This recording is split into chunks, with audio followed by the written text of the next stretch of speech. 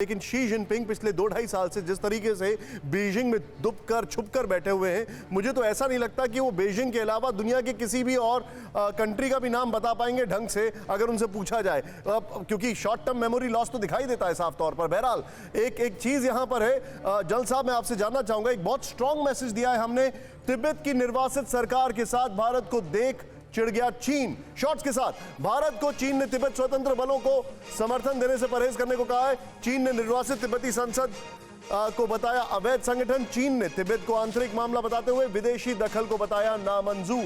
भारत के मंत्री सांसद के दिल्ली के एक कार्यक्रम में लिया था हिस्सा। मैं सीधे चलूंगा जल साहब, ये कितना स्ट्रांग मैसेज है, खासकर ये देखते हुए तिब्बत को लेकर अमेरिका भी बहुत एक्टिव है। तो मैं आपसे जो समझना चाहता हूं, who is drawing energy from where? क्या अमेरिका हमसे शक्ति ले रहा है या हम अमेरिका से?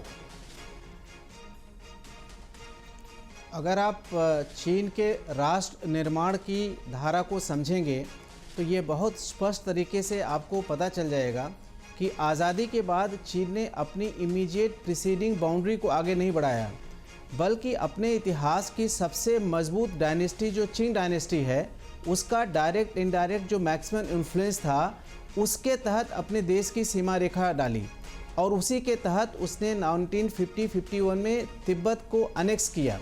तिब्बत को अनेक्स करने के बाद में कुछ समय के बाद में जब पंचशील में हमने चीन का अधिकार तिब्बत में मान लिया, बावजूद इसके हमारी जो लॉजिक सीमा रेखाएं थी उसको चीन ने नहीं माना।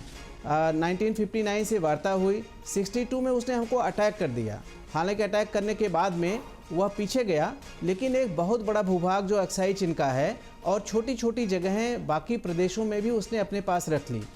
शुरू में तो थोड़ा सा लगा कि बातचीत करके मामला सुलझेगा, लेकिन इस लैंड बॉर्डर लॉ के आ जाने के बाद में आपको यह समझने की ज़रूरत है कि हमें चीन को हल्के में नहीं लेना चाहिए, क्योंकि सिर्फ ये कहने से कि हम बहुत ताकतवर हैं और चीन के अंदर कोई ताकत नहीं है, इससे बात नहीं बनेगी। चीन ने एलएसी पर 624 गांव को बसाया है और उस गांव को बसाने करने का प्रयोग वो पहले ही रसिया के बॉर्डर पे सक्सेसफुली कर चुका हुआ है। इस लैंड बॉर्डर में उसने अपने पीएलए को, पीएपी को एंड सिविल लोगों को ये जिम्मेवारी दी है कि जहां पर भी चीन का डायरेक्ट और इनडायरेक्ट बॉर्डर है उसकी हिफाजत की जाए। और इस तरह से जो हम सोच रहे थे कि पहले एलएसी का मामला सुलझाया जाए, बाद में हम आईबी के बारे में बात करेंगे, अब तो आईबी का मामला ही पूरे डिस्कशन के बाहर चला गया।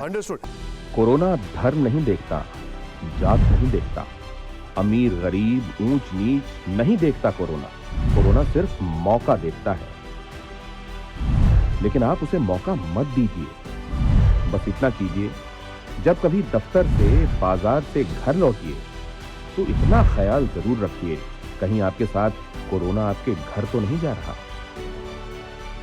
भूलिए मत, कोरोना अभी जिंदा है।